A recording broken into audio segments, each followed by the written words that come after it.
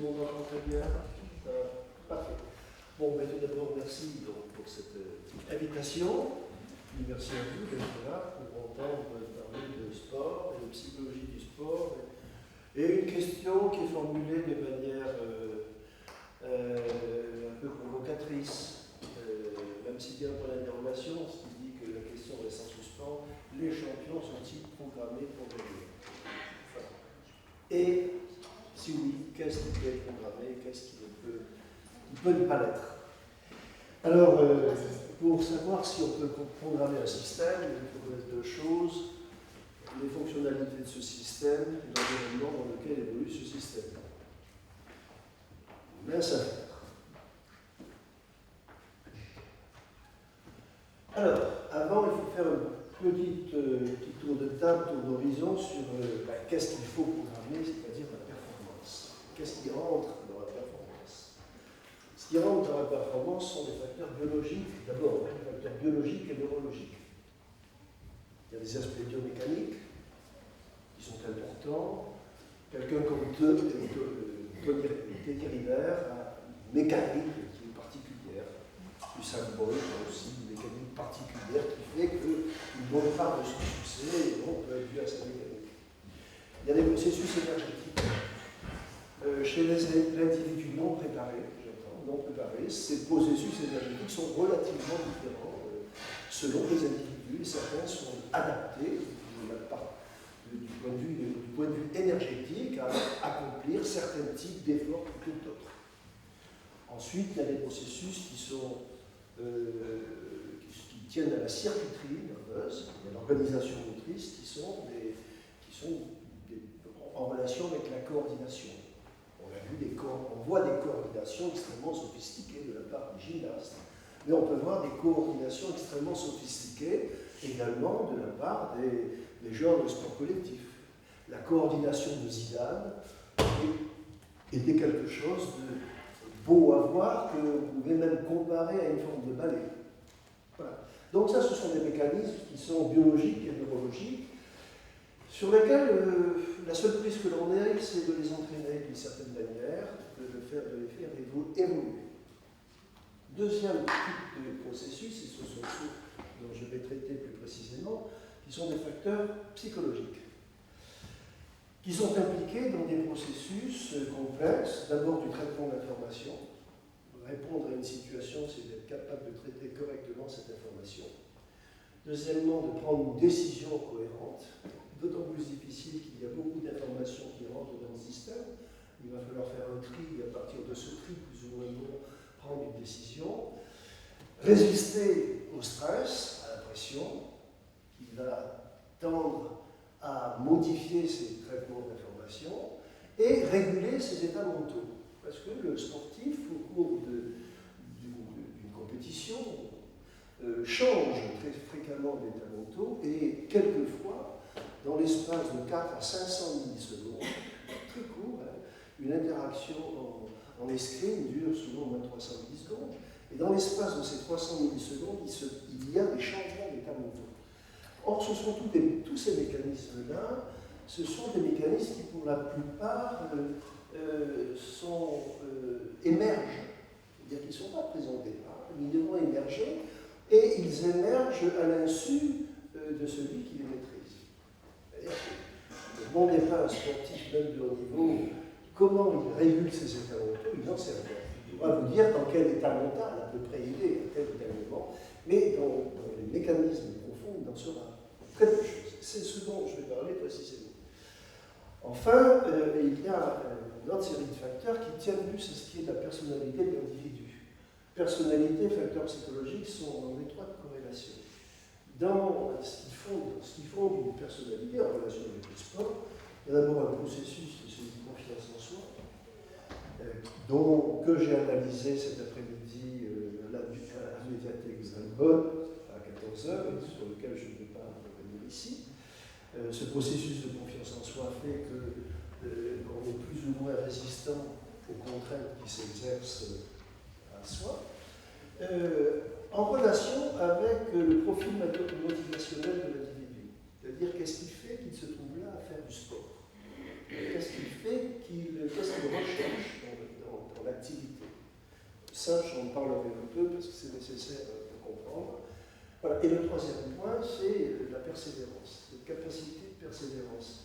Lorsqu'on me demande quelle est, selon vous, la principale qualité de sportif et des sportifs de haut niveau, et d'une manière générale, pas seulement les sportifs de haut niveau, mais disons les personnes qui réussissent exceptionnellement dans la vie.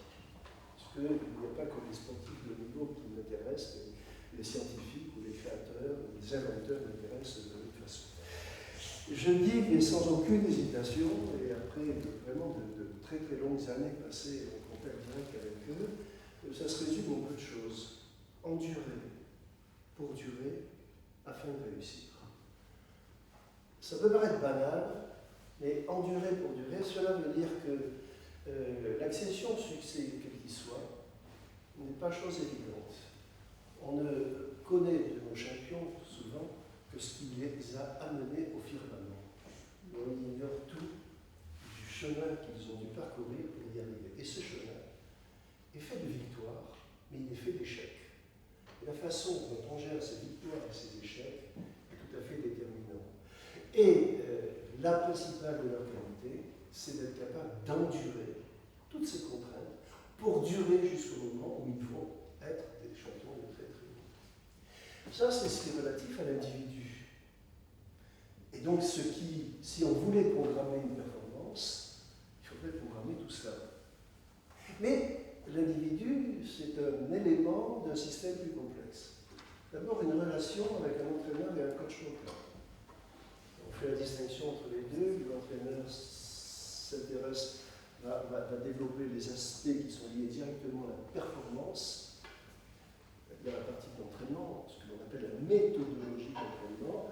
Le coach mental est celui qui va aider psychologiquement le sportif à gérer au mieux les contraintes et les contraintes qu'il va rencontrer et les circonstances qu'il va connaître tout au long de sa vie d'athlète. Ce sont deux personnalités qui sont différentes, qui doivent travailler en commun accord, et les choses ont évolué d'une telle manière que lorsque j'ai sorti ce livre, c'était en 2012, qui est un entretien avec 24 entraîneurs, on va dire coach sportifs, qui avaient tous eu au moins un athlète champion olympique ou champion du monde ou recordman du monde. Donc il y a près de 200 médailles, ils ont totalisé près de 200 médailles olympiques ou mondiaux. Autrement dit, la crème de la crème du sport français et 24 de leurs athlètes qui sont montés sur la plus haute marche. Bien, à cette époque, sur les 24 sportifs, il y avait 24, les 24 avaient eu à un moment de manière plus ou moins régulière, souvent de manière très régulière, mais avaient eu dans leur carrière un coach mental, quelqu'un qui les a accompagnés, qui les accompagne régulièrement. Et ce qui est très intéressant, c'est que les coachs sportifs, les entraîneurs, sur les 24, étaient 22 à avoir quelqu'un qui les accompagne psychologiquement. Autrement dit, vous voyez que cette partie du psychisme est vraiment maintenant prise en compte, au même titre, ça fait partie de l'entraînement. C'est une des façons de préparer la performance. Ce n'est pas encore tout, il y a un environnement qui est un environnement social et qui joue terriblement. L'environnement social, eh bien, c'est la fédération. Quand une fédération ne tourne pas rond, ce sont les athlètes qui traquent. Après la déconvenue de nos footballeurs en Afrique du Sud, vous savez comment ça s'est terminé, dans un bus. Quand on est remonté, on s'est rendu compte que tout ne fonctionnait pas au niveau de la fédération. Ce qui se passe, les joueurs de l'Olympique de Marseille ne sont pas beaucoup plus, même s'ils n'ont pas la grande équipe, ont une qualité de jeu qui devrait leur éviter de friser la relégation. L'Olympique de Marseille ne va pas être relégué de justesse, ça ne tient pas à la capacité ça ne tient pas ni à l'entraîneur, pas seulement à l'entraîneur, et certainement pas aux joueurs, ça tient à un système. Et quand le système est défaillant, les joueurs craignent. Donc ça, c'est quelque chose dont on oublie, mais qu'il faut prendre en compte, car à la fin, les médias jouent un rôle énorme. Si je prends la Coupe du Monde de 98, l'une des raisons pour laquelle, à mon sens, les Français ont été champions du monde, c'est parce qu'ils ont été terriblement attaqués. L'une des raisons. ils ont été terriblement attaqués par les médias, notamment par les livres.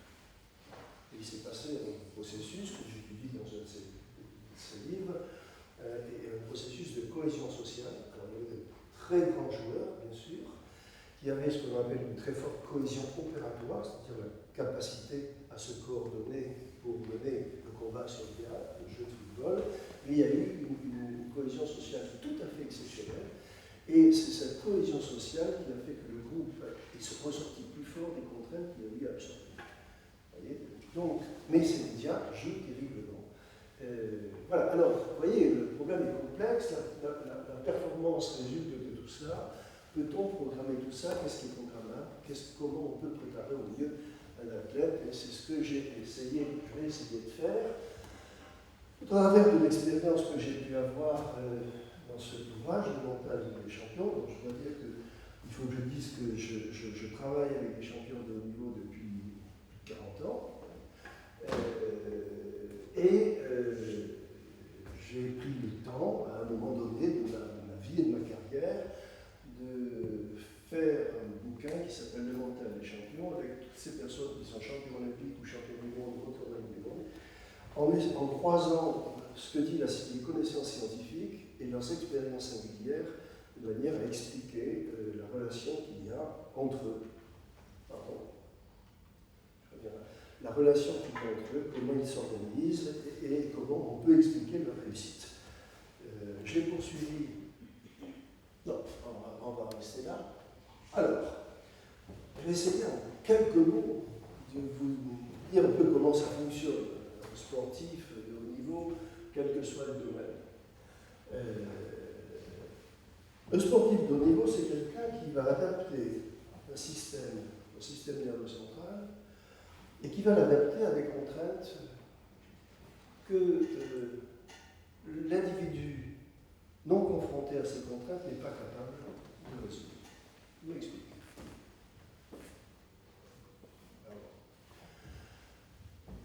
Ceux qui ont fait du tennis ici, on leur a dit regarde la balle. Regarde la balle jusqu'au bout et regarde la balle tout le temps. Effectivement, lorsque vous regardez un Federer, on se rend compte qu'il regarde la balle. Dans ce cas-là, la balle c'est après que la balle a été frappée, mais au moment où la balle est frappée, Federer regarde la balle. Et ça, c'est quand même pas quelque chose de naturel. Lorsque vous jouez pour la première fois au tennis, on vous voit avec votre visage sur vous filme, votre visage devant, la balle est ici, puis vous l'attrapez plus ou moins bien. Donc cette coordination, elle n'est pas évidente. Et cette organisation, c'est un automatisme qui va se mettre en œuvre. C'est un automatisme qui va faire jouer un certain nombre de processus nerveux très complexes. Tout d'abord, ce que je disais au départ, il y a, en fonction des différents éléments d'une séquence de jeu, il y a différents niveaux de contrôle. C'est-à-dire des niveaux, qu'est-ce que l'on voit par différents niveaux de contrôle, des niveaux d'activation du système nerveux qui chargent plus ou moins en attention. C'est-à-dire on distingue des mécanismes de bas niveau qui coûtent rien au système nerveux central et des mécanismes de haut niveau qui coûtent énormément au système nerveux central. Par exemple, quand un sportif expert, joueur de tennis expert, reçoit une balle de tennis, il y a une stratégie que l'on a bien, un comportement visuel et moteur que l'on a bien étudié et qui consiste à positionner le regard à deux endroits sur la trajectoire de la balle. Au passage de la balle au-dessus du filet et au lieu de rebond. C'est-à-dire que si on enregistre ce qu'il regarde, on le voit appréhender l'adversaire de manière globale, et jamais de manière très très précise, globale. Puis le regard va anticiper la trajectoire de balle, se positionner là où la balle va passer au-dessus du filet, et le regard va être déplacé au niveau du rebond, et la balle va arriver au niveau du rebond. À partir de là, la tête va tirer le regard pour se positionner dans une position où la balle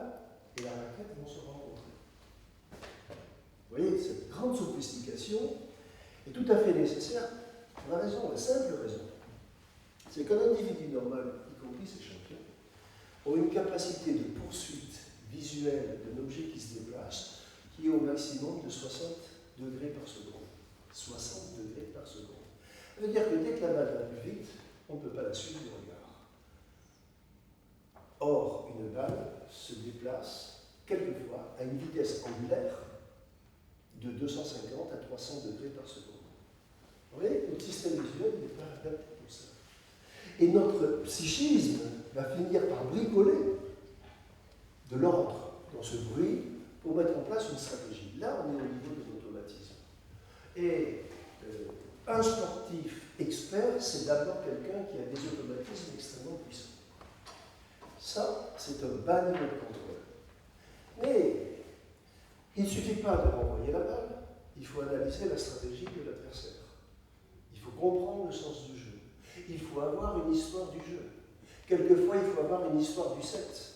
Et on ne joue pas de la même façon à une balle de match comme à une balle de début de jeu. Autrement dit, on a toute cette historique, y compris, on a démontré, les athlètes sont de très bons statisticiens, c'est-à-dire qu'ils ne se préparent pas au hasard, ils ont une statistique, on dit intuitive, et qui est assez exacte, et qui leur permet de prévoir et de s'organiser. Et ça, cela coûte en attention. Donc, en permanence, il y a ces processus de bas haut niveau et de haut niveau qui fonctionnent. Deuxièmement, au niveau attentionnel, le propre d'une activité sportive, c'est que beaucoup d'informations rentrent, plus d'informations là encore que l'on peut traiter. Lorsqu'on enregistre que regarde un débutant dans une situation quelle qu'elle soit, il y a des déplacements erratiques, c'est-à-dire donc des gens qui regardent pour aller chercher de l'information. Les sportifs de haut niveau ont une recherche d'information très sélective et une capacité à déduire. Donc, ils ont d'abord un focus attentionnel variable, ils sont capables d'avoir une grande amplitude attentionnelle à une attention focalisée. Et ces changements-là, on les a étudiés, ça se passe entre 100 et 300 millisecondes, c'est très très rapide, exceptionnellement rapide. Deuxièmement, ils ont une flexibilité attentionnelle, c'est-à-dire que si ils prêtent attention quelque part et que la bonne information n'est pas là, ils ont la capacité de chiffrer, de faire déplacer leur attention pour aller chercher l'information à les sportifs, les autres communs ne sont pas capables de le faire, et ils font du traitement en parallèle, c'est-à-dire qu'ils sont capables de traiter plusieurs informations en même temps. Ça encore, c'est totalement de l'automatisme. Enfin, au niveau de la perception, les sportifs de haut niveau sont sensibles à des formes que l'on appelle prototypiques. Lorsqu'on présente des situations de football prises en vidéo, certaines qui sont cohérentes du point de vue du jeu et certaines qui ne sont pas cohérentes du point de vue du jeu. Et on la présente en 200 millisecondes. C'est-à-dire, on n'a pas le temps de traiter. On a un flash qui passe et on dit au joueur, tu appuies sur ce bouton si c'est une bonne forme, ou tu appuies sur le bouton si c'est une mauvaise forme. Ou tu appuies que quand il y a une bonne forme. Le joueur dit, je ne peux pas. Pourquoi tu ne peux pas? Mais je n'ai pas le temps, je ne vois pas, c'est pas grave, réponds comme tu peux. Réponds. On se rend compte que les sportifs, les vrais footballeurs, sont capables de, statistiquement, répondre plus souvent aux bonnes informations que les autres. Autrement dit, il y a des processus perceptifs qui permettent de prélever immédiatement la bonne information, et si elle correspond à une forme qui est un prototype, c'est-à-dire quelque chose de cohérent, il y a là derrière tout ce qui, de manière automatique, va permettre de répondre. Donc ça, ce sont les processus de base que l'on va trouver chez tous les sportifs, quel que soit le domaine. Dernière chose, c'est ce qu'on appelle le couplage perception-action, c'est-à-dire cette capacité de mettre en phase les mouvements du corps avec les mouvements de l'environnement. Ça intervient surtout dans tous les attrapés de projectiles, les atteintes de cibles telles que le son longueur, telles que tout ce qui concerne des activités dynamiques. Alors, ce système, c'est un système qui est adapté aux contraintes. Est-ce qu'il y a une prédisposition? ces réflexions sont nées chez moi il y a très longtemps, pas chez moi d'ailleurs, dans les années 75. J'étais chercheur à l'Institut national du sport, je venais de créer un laboratoire et les Français, pour faire comme les Russes, dont on rêvait, et les Allemands de l'Est, dont on rêvait, ont voulu mettre en place un centre de détection des jeunes talents. Et on nous a demandé de construire une appli de test pour aller identifier les talents et de manière à me faire entrer. L'objectif était, il y a deux façons de concevoir. Il y a toujours eu deux façons de concevoir le sport. Soit on prend une grande base, et de la grande base, on écrème et il va sortir l'élite. Soit, parce que ça coûte trop cher, on va chercher dans la base ceux qui ont le potentiel et on va s'occuper que de ceux-là. C'était un mythe. Effectivement, les Allemands de l'Est réussissaient comme ça. Et les Russes aussi. Mais bon, pour d'autres raisons qui tenaient à leur capacité à identifier les talents. Et alors à l'époque, on avait forcément la psychologie était balbutiante dans le domaine du sport, on n'était pas capable de développer des outils corrects, mais il en était ressorti qu'on pouvait absolument rien prévoir, et que la seule chose qui semblait nous dire quelque chose, et ça s'est vérifié depuis, c'est plus la personnalité de l'individu, sa façon dont il s'investit dans le sport, que son potentiel. Je me rappelle que quelqu'un comme Platini n'a pas pu rentrer dans un centre de formation parce qu'il n'avait pas les moyens. Platini. Et que si Zidane avait passé cette sélection, il ne serait pas rentré. Parce que ses performances motrices du départ n'étaient pas exceptionnelles. Derrière, il y a du travail, il y a de l'intelligence, il y a de la endurée pour durer qui fait que ces prédispositions-là, bien sûr, il y a des prédispositions, ça c'est évident, mais ce n'est pas ce qui est fondamental. Je pense que la plupart d'entre nous, la plupart de nos enfants normalement constitués, sont, eu égard à des normes biomécaniques en relation avec le sport, sont capables de réussir à un très haut niveau. Je dis eu égard à. Si vous mesurez 1,45 m, c'est difficile de faire du basket. Bon. Donc, ça t'arrive encore que Tony Parker, rien d'un géant, 1,85 m ou 6, ce qui est vraiment un nain dans la planète basket, et pourtant, quel basketteur. Bon, vous voyez que ces prédispositions, personnellement, je ne crois pas. Est-ce une adaptation? Oui.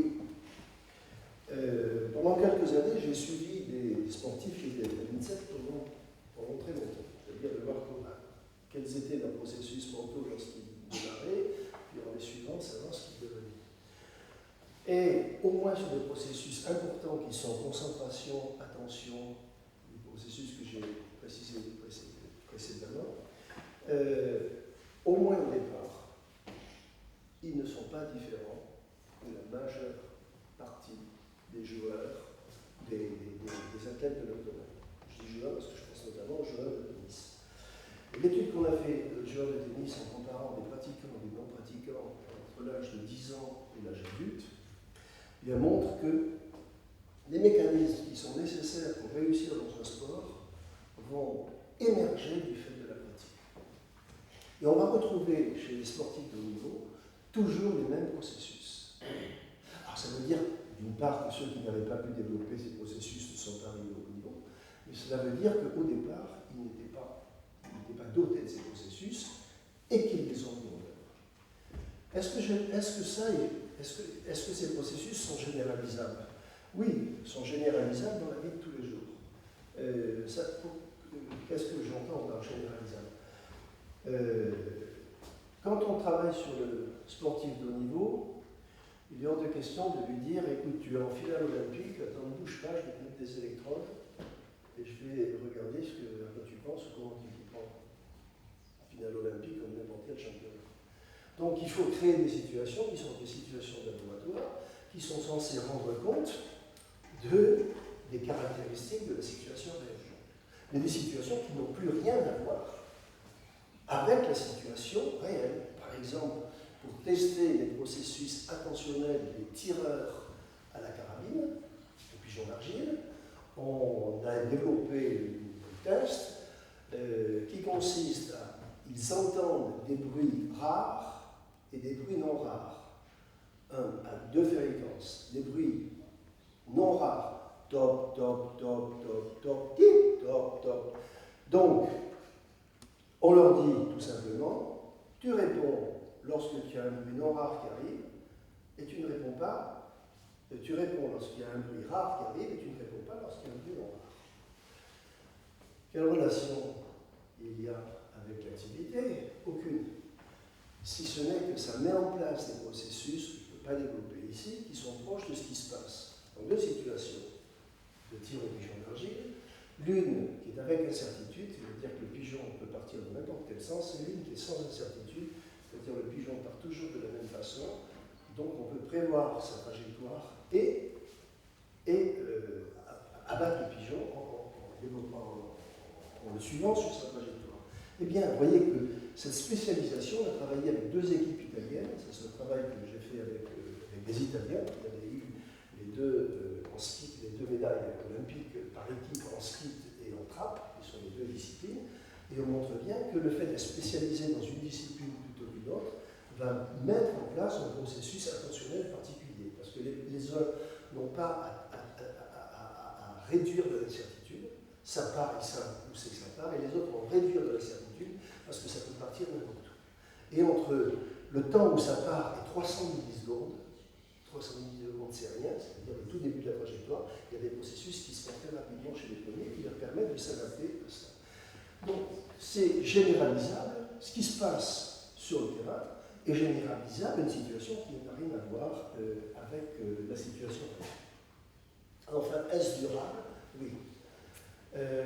La motricité de sportif évolue et quand il prend de l'âge, sa motricité n'est plus la même.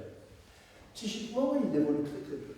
C'est-à-dire que sa personnalité reste telle qu'il est. Alors, évidemment, il y a des accidents de la vie qui peuvent faire évoluer les gens, mais fondamentalement, quand on étudie ce qu'il est en être capable de s'investir dans une utilité, il reste le même.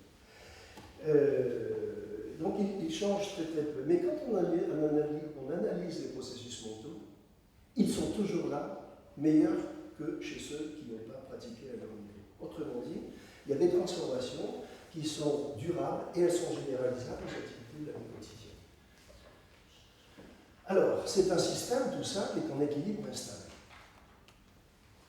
C'est-à-dire que ce que vous avez vu, ça va être modulé par des processus qui sont liés au contrôle des émotions. Et ce contrôle des émotions va pouvoir faciliter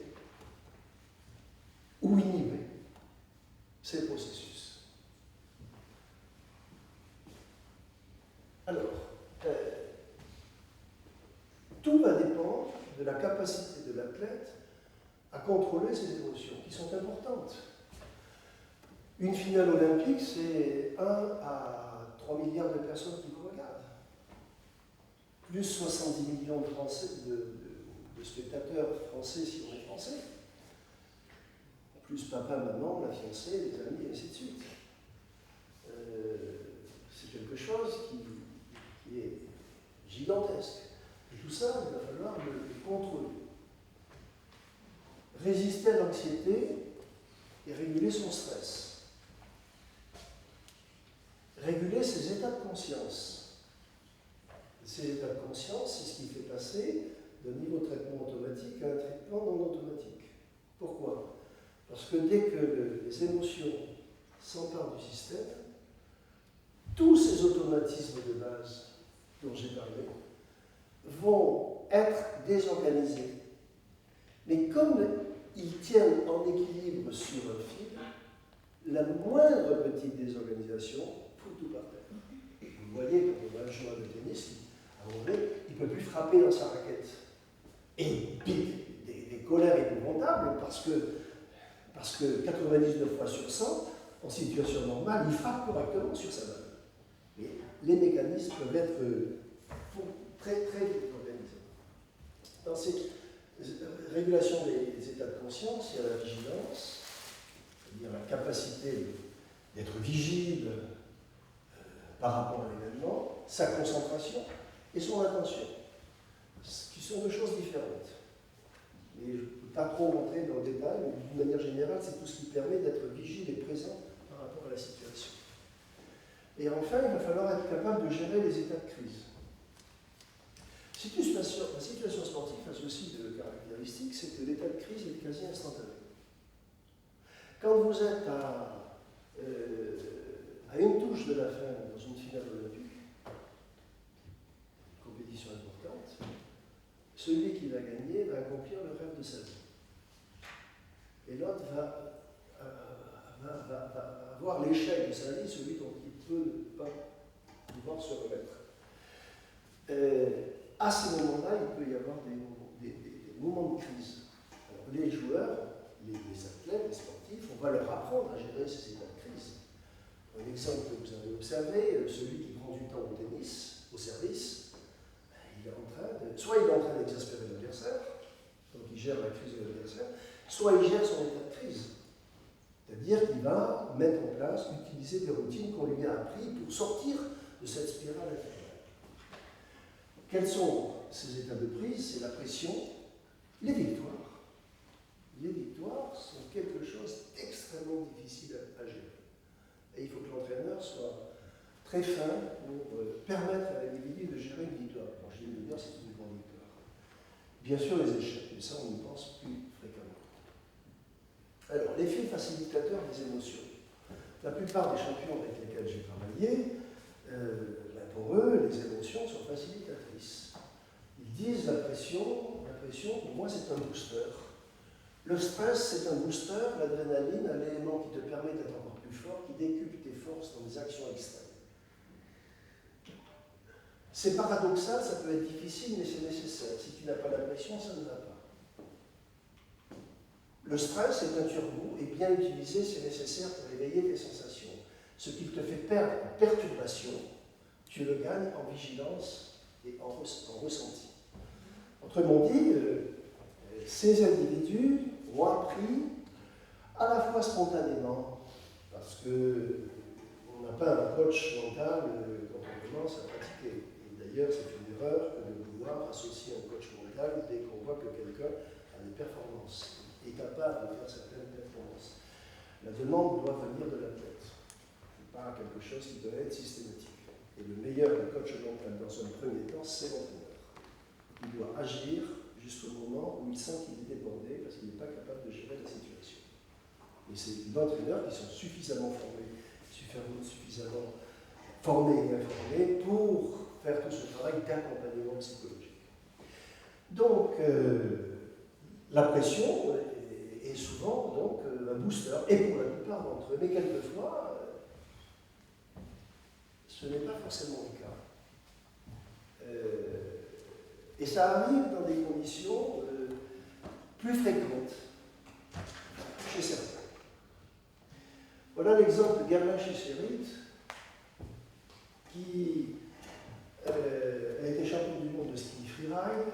Il a la particularité, c'est qu'il était champion de France de roller skate, champion de France de judo, champion de France de ski freeride, et puis maintenant il court Dakar. Et voilà quelqu'un doté d'un potentiel psychologique tout à fait exceptionnel. Et voilà ce qui est arrivé. Il se trouvait donc au championnat du monde, dont il était le favori. Les championnats du monde se passaient à la plage, chez lui. Et le favori ne pouvait pas.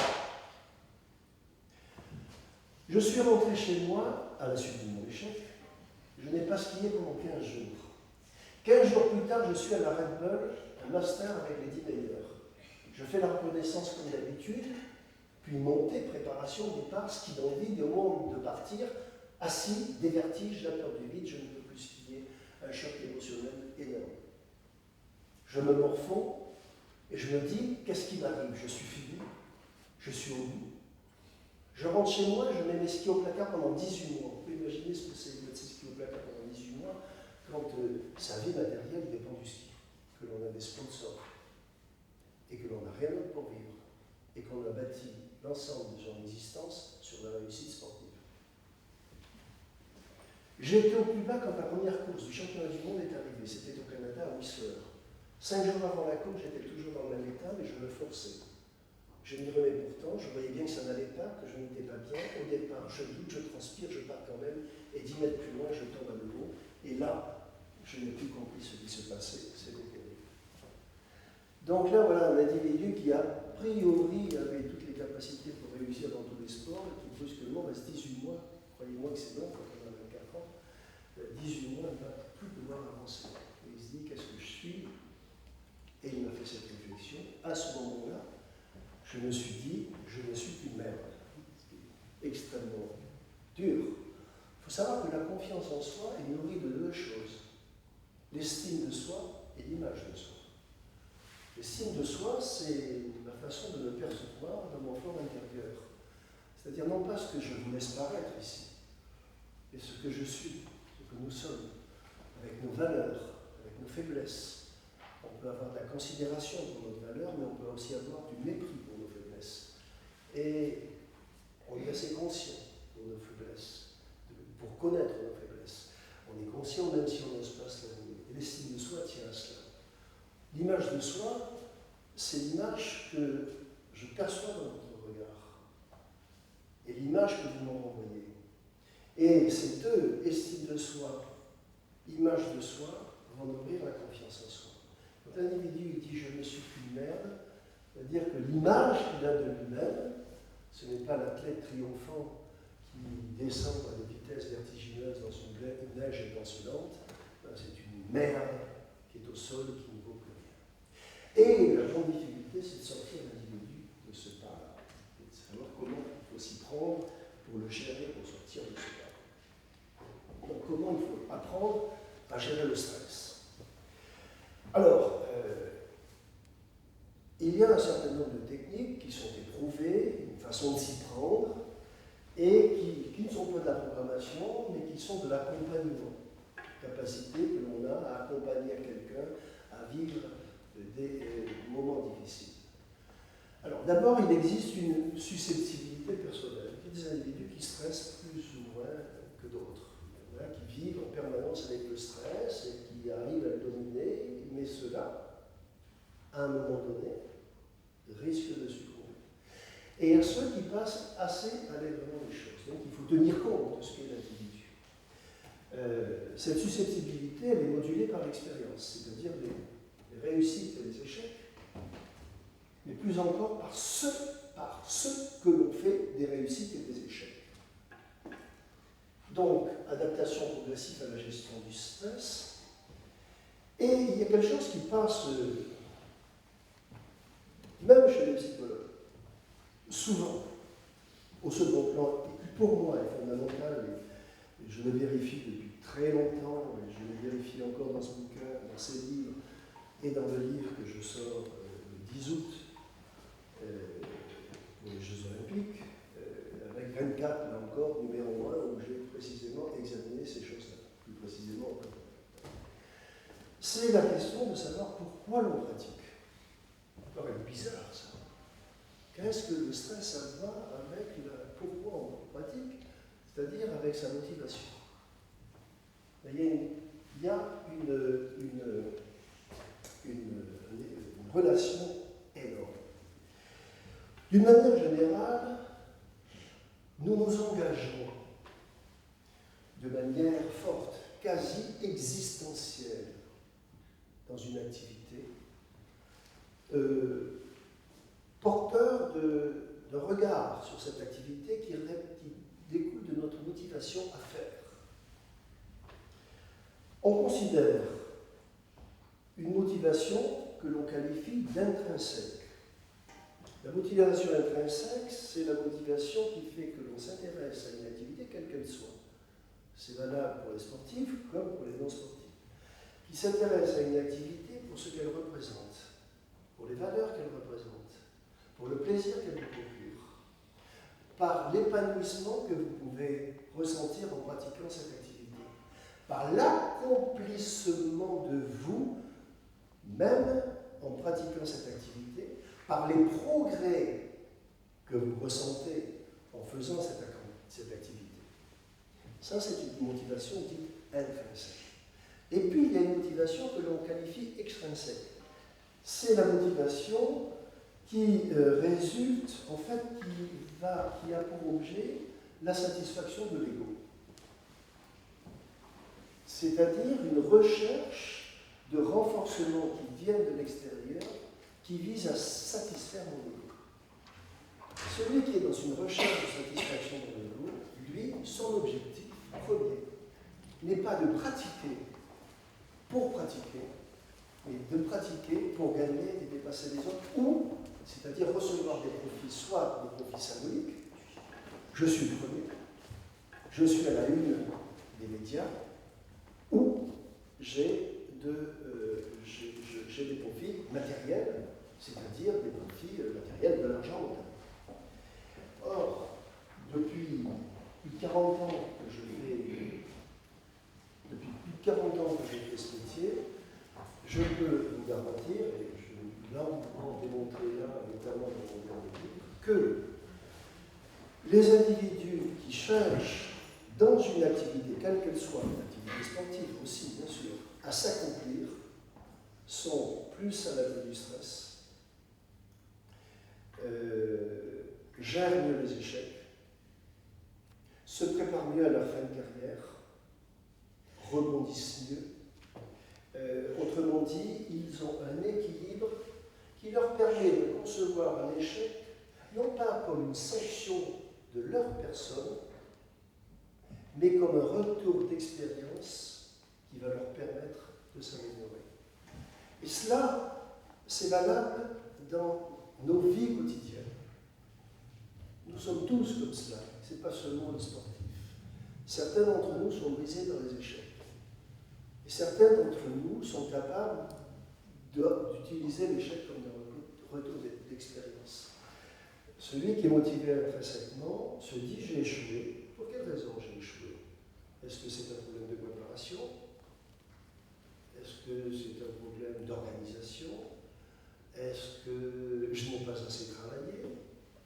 Est-ce que l'autre met en œuvre une technique que je ne maîtrise pas? Donc à partir de cela, je fais un constat objectif et je me mets au travail. Et la seconde fois, l'objectif premier n'est pas de dépasser les autres. L'objectif premier, c'est de me dépasser moi-même.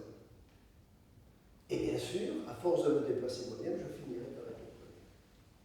Celui qui recherche une satisfaction de type narcissique dans le succès, eh bien, c'est celui qui va se dire « si j'ai échoué, c'est que, pour reprendre l'expression de ce grand champion, je ne suis qu'une merde ». Quand on gratte dans l'histoire de ce grand champion, effectivement, son histoire est faite de blessures. Et tous les individus que j'ai rencontrés depuis maintenant très très longtemps, j'en ai rencontré de nombreux, qui ont connu une blessure psychologique, vont rechercher dans le succès une forme de compensation à cette blessure. Le malheur, c'est que si on ne traite pas la blessure, il y a beau y avoir toutes les compensations possibles. La blessure se rappelle à vous à un moment ou à un autre, c'est ce qui arrive à Guérin Chichérite. Et c'est la raison pour laquelle il ne se relève pas de cet échec. Il va se relever par la suite, mais après un travail qui a été fait, qui est un travail particulier. Rationaliser l'enjeu, c'est ce que je viens de dire, planifier ses objectifs et sa préparation, ça c'est ce que l'on fait avec l'entraîneur, donc on est d'accord, se rassurer dans le travail. Ça c'est quelque chose de très important. La première chose que se dit un champion s'il est en train de faire ses compétitions, c'est ai-je bien travaillé? Me suis-je mieux préparé? Le fait de savoir que l'on ne s'est pas correctement préparé peut saper les défenses. Rechercher du plaisir, c'est tout à fait fondamental. Ritualiser sa pratique. Alors, ritualiser sa pratique, par exemple, on apprend, que ce soit en escrime, par exemple en escrime. En escrime, j'avais tellement envie qu'il y a une quinzaine de touches, ça se joue à la milliseconde, et à un moment donné, il y en a un qui va être en difficulté. Donc on va lui apprendre à s'organiser lorsqu'il est en difficulté. C'est-à-dire faire amener à sa conscience des images positives, des images de réussite, ne pas essayer de décortiquer ce qui vient se passer techniquement. La touche est passée, on a perdu, on se prépare vers autre chose. Donc il y a un dialogue intérieur qu'on lui apprend et qui va faire ressurgir à ce moment-là pour, dans les quelques secondes qui préparent le en garde, aller, l'individu puisse mettre en place une routine qui va mettre en œuvre le bon comportement. Et ça, on va dire que ce sont des rituels, mais qui ne sont pas des rituels magiques. Quand on dit rituel, on dit c'est de la magie. Non, ce sont des rituels qui permettent de domestiquer le fonctionnement du psychisme. Et les grands champions, eux-mêmes sont capables de domestiquer et, je dis, de bricoler leur psychisme sans qu'on le leur apprenne. Enfin, pratiquer différentes formes d'accompagnement qui sont de la relaxation, du yoga, de l'autonomie, mais là qui doivent être adaptés à l'activité. Ne faites pas du yoga avant de faire une compétition de judo. Ça ne marche pas, l'autonomie non plus. Il y a une façon de se préparer qui est spécifique.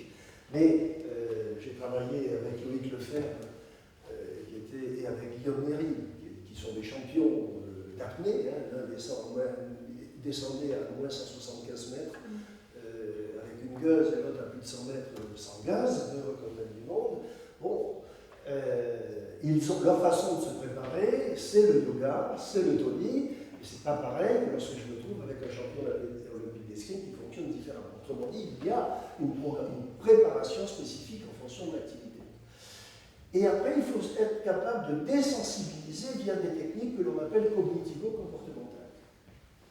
C'est-à-dire des techniques qui vont permettre de désensibiliser l'individu au stress ou à une situation qui a été vécue comme étant stressante.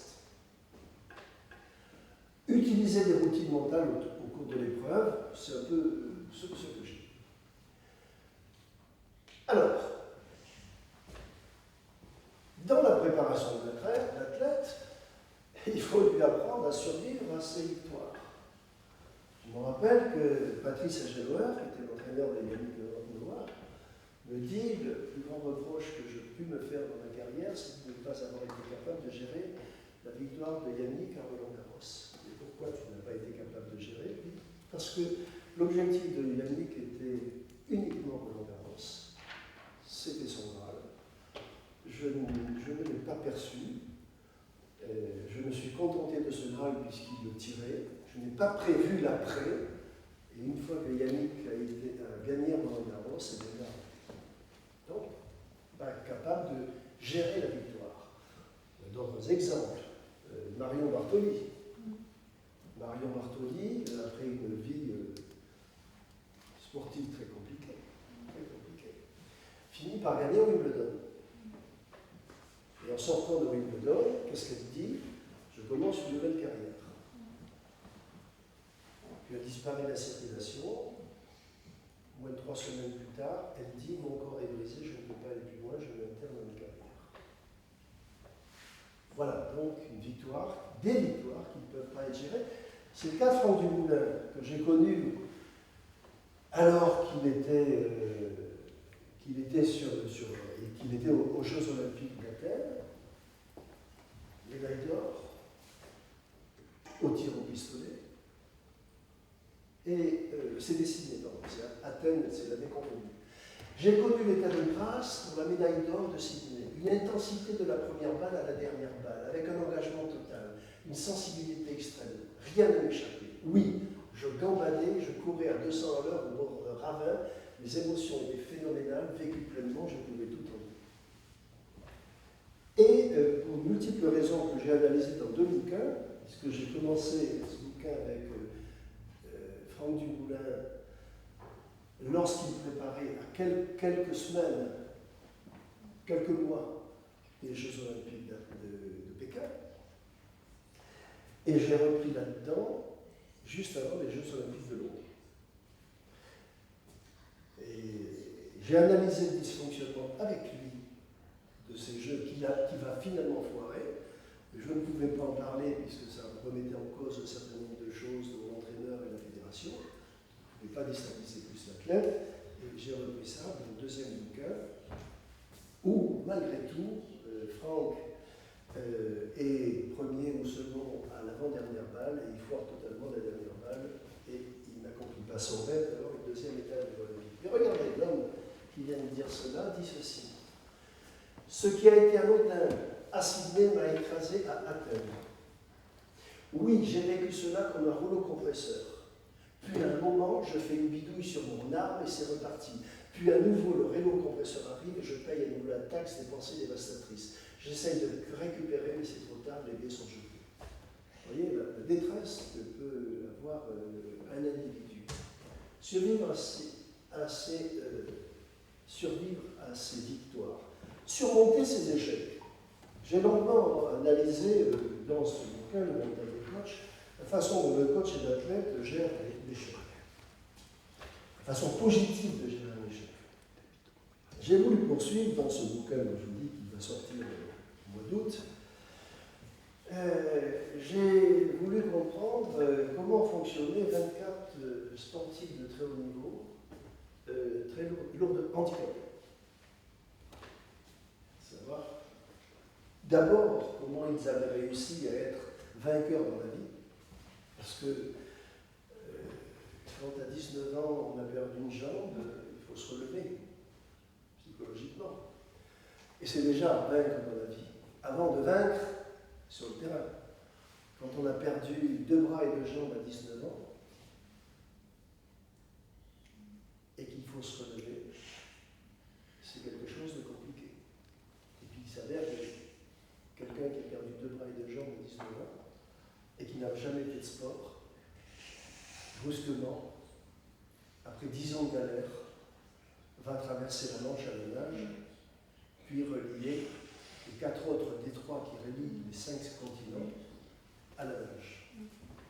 Bon, donc j'ai essayé de comprendre cela. Et évidemment, j'ai essayé de comprendre comment ils vivaient leurs échecs. C'est-à-dire comment ils avaient vécu, pour ceux qui étaient handicapés acquis, à suite d'accidents de maladie, comment ils avaient géré leur handicap, et qu'est-ce qu'ils en avaient fait, et est-ce que cette façon de gérer leur handicap avait entraîné quelque chose dans la façon de gérer leurs échecs. Aucun d'entre eux n'évoque des motivations de nature intrinsèque, extrinsèque. Aucun d'entre eux. Les motivations sont toujours chez eux intrinsèques, me dépasser. Et c'est ce qui permet, je vous l'ai dit, de gérer l'échec. Je tourne la page très vite sur mes échecs, car un échec sportif n'est pas la vie ou la mort. On ne doit ni se reposer sur ses lauriers, ni pleurer sur notre sort et nous lamenter sur nos défaites qui sont des occasions de se remettre en question, retour d'expérience, et de mettre en place de nouvelles stratégies et de nouvelles formes de préparation. Ça, c'est l'énorme travail que doit faire l'athlète avec son entraîneur et avec son coach mental. Ça veut dire positiver l'échec. Positiver l'échec, c'est capable d'identifier les causes de cet échec. Que les causes sont des erreurs de fonctionnement, des erreurs de matériel, des erreurs d'organisation, mais il faut être capable de les identifier et à partir de ce bilan, être capable de repartir. Celui qui a une position de recherche, satisfaction de l'ego, c'est-à-dire une recherche narcissique, lui, ne peut pas analyser ça. Parce que dans son fort intérieur, son estime de soi, sa confiance en soi, en ont pris un coup. Et lui, il ne voit qu'une chose. Je ne suis qu'une merde. Alors, maintenant, on a vu à peu près ce qui relève de la façon de gérer ses émotions, de mettre en place ses rituels, de gérer l'échec et la victoire. Après, il y a quelque chose qui est fabuleux chez les sportifs de haut niveau, mais que l'on ne retrouve pas seulement chez eux. Que j'ai retrouvé ailleurs dans un autre livre qui s'appelle Enquête sur le secret des créateurs, et qui est l'adaptation de l'état de conscience.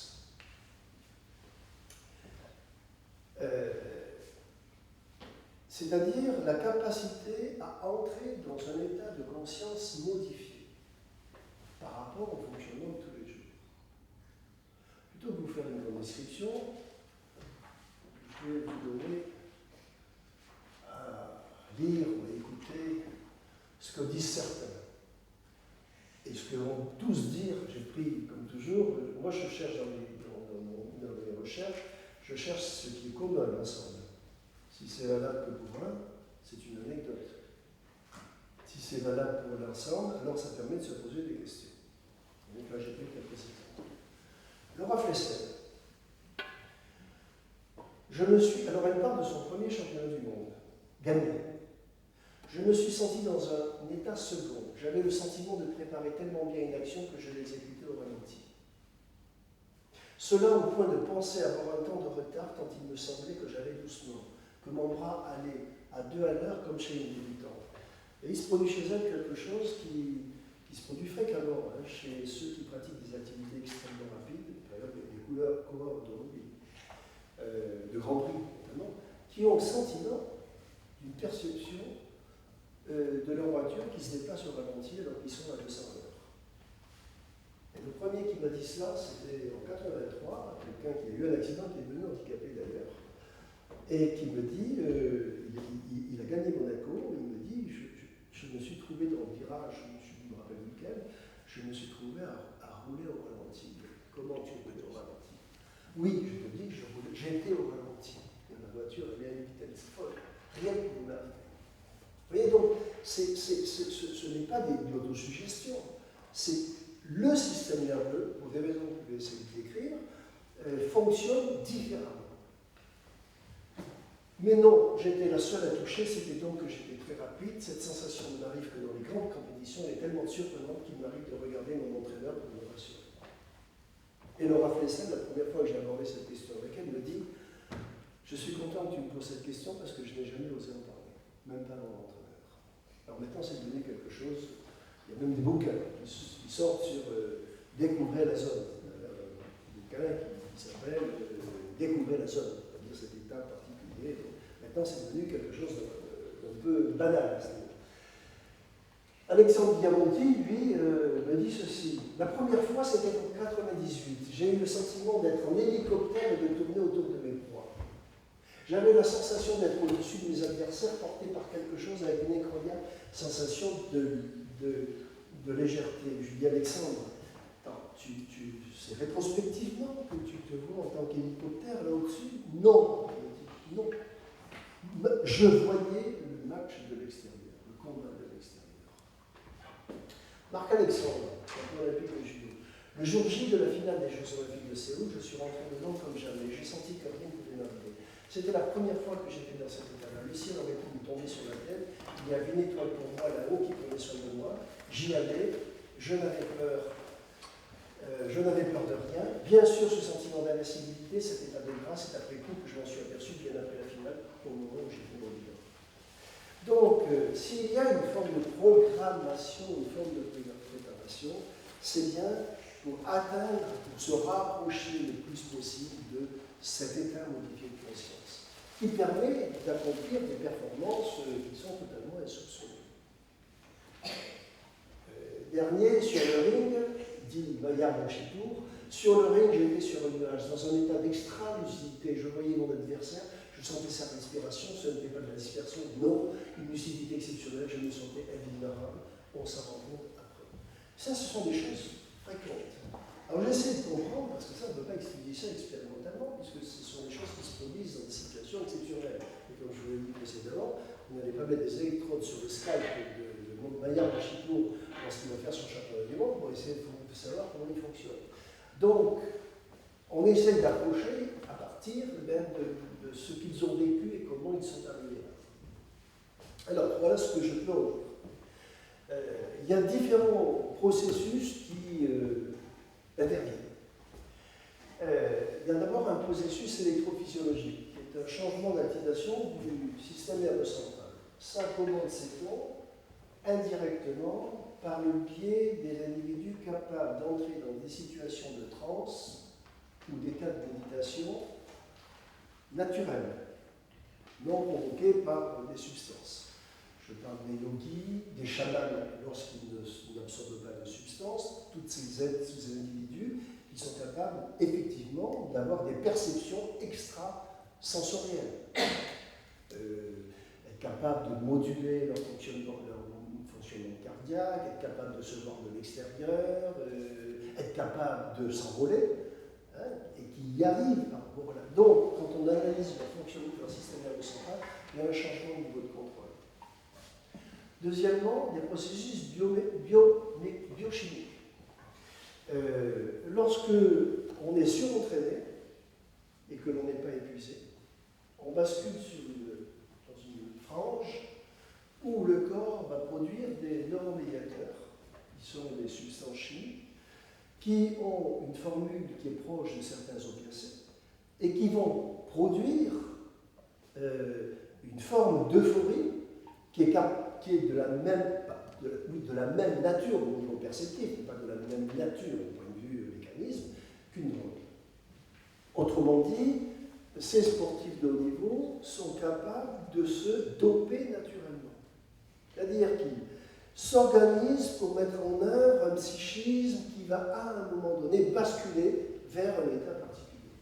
Enfin, il y a un processus neurologique, c'est-à-dire que l'expérience va être inscrite durablement dans le système. Ce qui veut dire la chose suivante, c'est la première fois où cet état se produit, le sportif en est très surpris. Et, comme ils l'ont dit, puisque je leur posais la question de la première fois, ils vous disent, c'est un coup que on se rend compte par où on est passé, parce que quand on est dans la situation, on gère.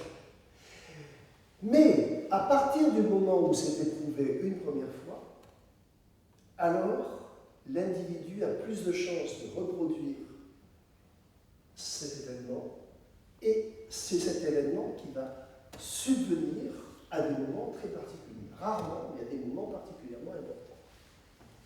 Donc, une fois éprouvé, cet état peut être amorcé et reproduit. L'amorce est un concept psychologique qui dit que nous avons des façons d'activer certains processus à partir d'une amorce, c'est-à-dire comme une amorce de fusil. Une amorce de fusil, c'est quoi? Un coup de pistolet.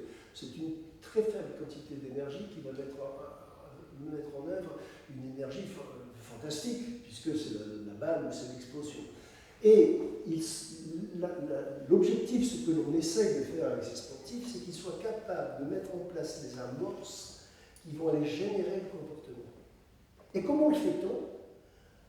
En étudiant avec eux quelles sont les circonstances les plus favorables pour que cet événement se produise, de manière à les amener à travailler cet événement-là, cette façon de procéder. À partir de là, on peut dire ceci. C'est un processus non volontaire la première fois. Une fois connu, ce processus peut être facilité. Les champions développent des stratégies d'autoconditionnement, c'est-à-dire qu'ils se d'autoconditionnent, destinées à provoquer ces états par le biais de rituels. Par exemple, Laura Flessel me disait, moi, pour rentrer dans cet état-là, je sais que je dois faire un cauchemar épouvantable. Et quel est ce cauchemar? C'est toujours le même. Je dois me rendre à la compète, je dois me rendre à la compétition. Je rentre dans un taxi, et le taxi n'arrive jamais. Elle dit c'est quelque chose d'effroyable.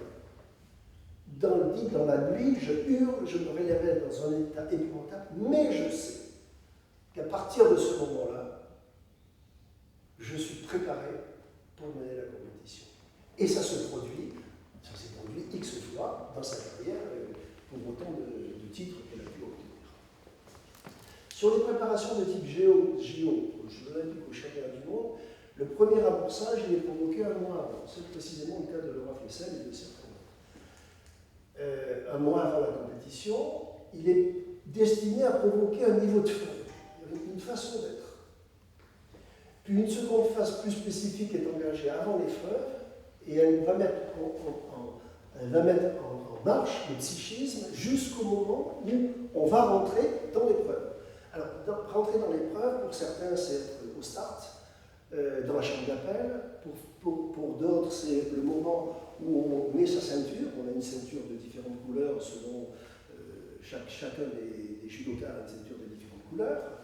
Voilà, c'est à des moments particuliers où on se met dans cet état. Et on se met dans cet état, y compris dans des relations avec les autres. Quand un Cassius Clay fait le matamor à dominer les autres, Certes, c'est pour impressionner les autres, mais c'est aussi pour entrer dans cet état. Lorsque un Connors avait un certain nombre de tics, c'est qu'on appelle des tics, c'est rituel, c'est façon d'être, c'est la façon de provoquer cet état. Pourquoi? Parce qu'ils ont appris à bricoler leur système, c'est-à-dire à associer des états d'euphorie motrice et psychologique à des événements particuliers. Le psychisme les a enregistrés et ils vont s'organiser pour produire cet état. Une troisième phase intervient environ 3-5 minutes avant l'épreuve. Cette phase est très spécifique, avec quelque chose de très particulier que j'ai bien analysé dans le premier des bouquins, c'est que l'athlète est dans une bulle, et cette bulle, elle doit être à la fois hermétique, mais elle doit laisser passer de l'information. C'est très difficile d'être refermé sur soi tout en étant capable de détecter l'information pertinente. Le judoka qui rentre sur le tatami, il est dans une bulle. Totalement. S'il doit être bien préparé. Et va rentrer dans la bulle des informations spécifiques. Les informations spécifiques, c'est pression, équilibre, c'est des situations en relation avec l'activité directe. Donc, cette grande difficulté à être dans une bulle de concentration est ouverte au niveau attention sur l'information spécifique. Tout ce que je disais à un moment, sans pouvoir le développer, il y a une différence entre attention et concentration. On est concentré pour faire quelque chose, on est attentif à quelque chose. Vous voyez? Donc, ça, c'est vraiment la façon qu'il faut prendre pour capter ces éléments avec les sportifs pour leur permettre de se rapprocher le plus possible de ces états. Alors, très rapidement, j'ai essayé de poursuivre cette démarche-là avec 24 coachs et 24 entraîneurs et 24 de leurs athlètes.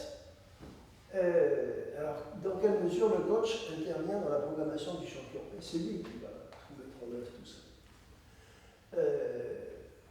Premièrement, il ne faut pas se planter, il faut comprendre les motivations de l'athlète pour les raisons que j'ai dites précédemment.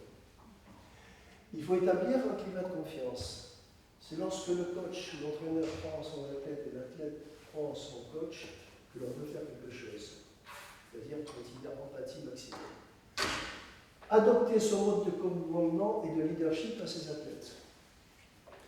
Si je suis un coach autoritaire avec un athlète qui me l'adapte, ça peut paraître évident, mais on se voit souvent, on ne peut pas avoir toujours le même type de coaching avec les individus, parce que les individus sont différents. Et il faut adapter le type de coaching avec la structure mentale et la personnalité de l'individu.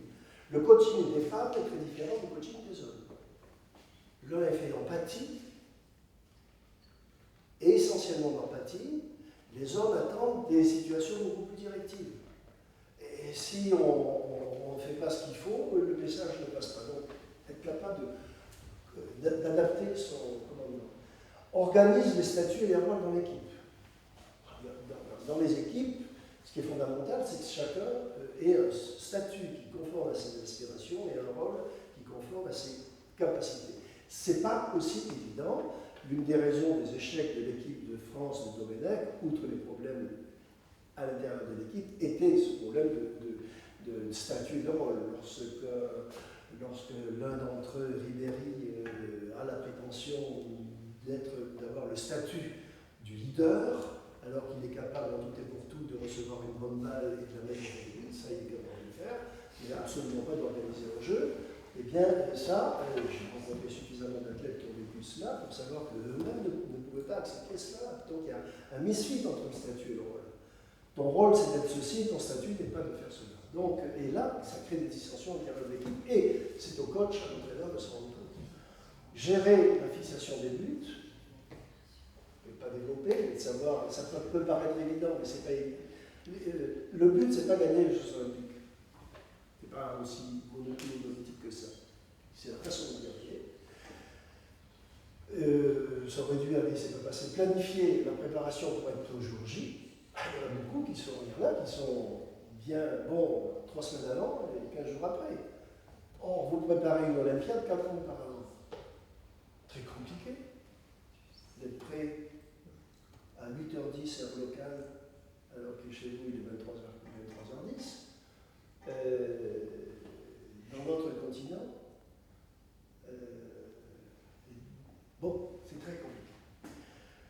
gérer les réussites et les échecs tout au long de la carrière. Enfin, la relation coach-athlète, j'ai dit que c'était, comme toujours, hein, c'est là la grande difficulté de la programmation, c'est un équilibre stable dans un système en déséquilibre permanent. La relation, si elle est stabilisée, elle va tenir, mais on est dans un système qui est en déséquilibre permanent. Et tout dans le système va avoir pour effet de déstabiliser la relation. Comment fonctionnent ceux qui s'en sortent? Qu'est-ce qui permet de résister? Se respecter entre individus. Être animé du même moteur motivationnel. Si mon athlète, son désir, c'est de s'accomplir, moi, mon désir, c'est qu'il soit le premier envers et contre tout, une motivation extrinsèque, ça ne va pas fonctionner. Partager les mêmes valeurs et les mêmes leadership. Partager les mêmes valeurs éthiques. Qui veut dire qu'il y a une très grande compréhension, une très grande empathie, qui va juste aux questions d'éthique. Partager les mêmes objectifs. Évaluer ensemble les résultats. J'ai pas mal analysé la façon dont on gère ces résultats. Et assumer ensemble les résultats. Gérer l'échec et la réussite. Là, la psychologie du coach et de l'athlète, c'est extrêmement compliqué, puisque s'ils sont stables, chacun va endosser une partie de l'échec à sa juste valeur. S'ils ne sont pas équilibrés, ils vont faire porter le poids de l'échec sur l'autre. Et à partir de ce moment-là, c'est le début du divorce, qui est entamé, comme tous les divorces, largement avant le moment où on passe devant le juge, bien sûr.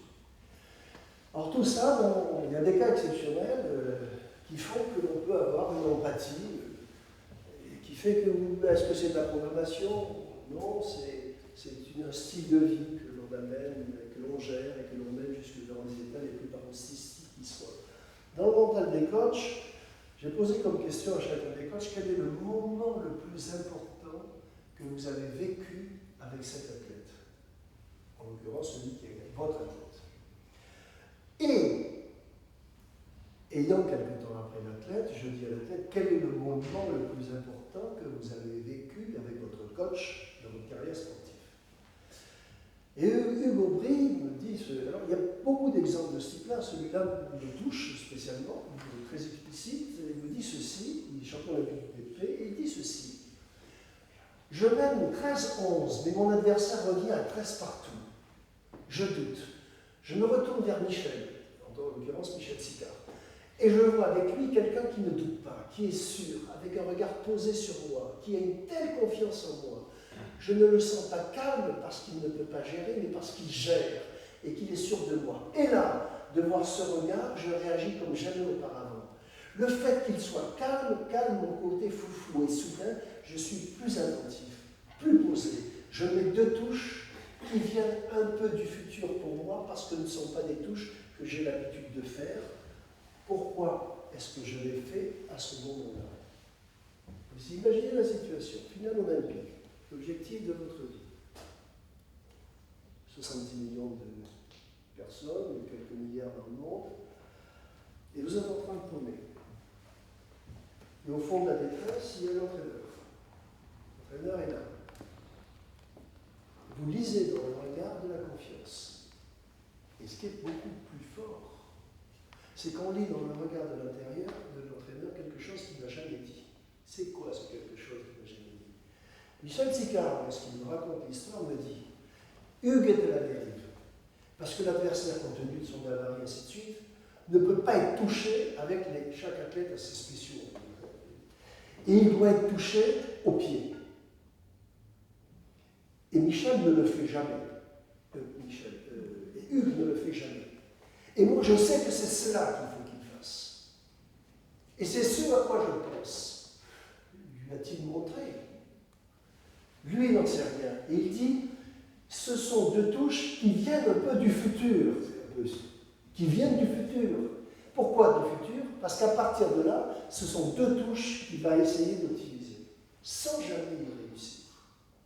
Autrement dit, dans ce moment fantastique, il s'est produit une empathie telle que ce n'est pas un homme qui a gagné une médaille ces deux individus qui étaient sur le même fil. Et l'un des deux qui a transmis à l'autre ce quelque chose d'indicible qu'il n'avait même pas appris et qu'il a été capable d'intuiter et de produire. Ce n'est pas de la programmation, mais c'est l'histoire d'une vie. Alors, comme j'ai essayé de le dire, on peut organiser, programmer beaucoup de choses. Pas tout, la preuve. Vous vous rappelez peut-être pas de Pierre Vautier. Pierre Vautier a gagné les champions olympiques de snowball à Sochi. Et Pierre Vautier dit ceci: c'est incroyable, c'est un miracle, je n'atterris pas, je n'ai plus de ligaments croisés, je cours avec une attelle, il s'est blessé, donc il n'a plus aucune chance de gagner. Il y a 2 mois, c'était presque impensable. J'ai tout fait pour être là alors que le timing était ultra serré. J'ai souvent eu des déboires dans les grands rendez-vous. On considère que c'est l'homme qui se désorganise dans les grands rendez-vous, précisément quand il est favori. Je ne suis pas l'homme d'un rendez-vous que je loupe souvent parce que je subis la pression. C'était peut-être ma chance d'arriver en gros outsider. Je n'arrive pas encore à réaliser, je n'ai pas encore atterri, je suis encore en l'air dans mon saut sur la dernière bosse. Et vous voyez que tout ça, ça n'avait pas été programmé. Et c'est la part de mystère et d'imaginaire qui reste dans le sport et qui fait qu'on lui trouve quelquefois des qualités, quelquefois des défauts, mais au bout du compte, qui fait qu'on a plus tendance à se retrouver à regarder un exploit que de l'ignorer. Voilà, pour en savoir plus, au-delà de vos questions, je vous renvoie au mental des champions, au mental des coachs, et mon petit dernier, que j'aime tant, parce que c'est une population tout à fait exceptionnelle qui nous apprend beaucoup sur le pourquoi un individu est capable de se lever lorsqu'il est atteint, et ça concerne pas les sportifs, mais les individus, tous les individus que nous sommes, et qui s'appelle la résilience par le sport. Vous pouvez aussi aller sur ces sites-là, en cliquant le nom de l'ouvrage. Vous avez à la fois des documents, des vidéos, des ressources et le dialogue que j'ai avec les lecteurs. Et au-delà des questions que vous pouvez poser, même si j'ai été un peu long, je le sais, mais bon, vous m'avez donné un tel renforcement dans votre silence que je ne pouvais pas arrêter mon propre plaisir au défaut d'avoir abusé du vôtre. Voilà. Donc, s'il y a des questions maintenant, écoutez, ça avec plaisir. Et sinon, vous aurez beaucoup de ressources sur ces sites. Voilà, merci pour votre très grande attention.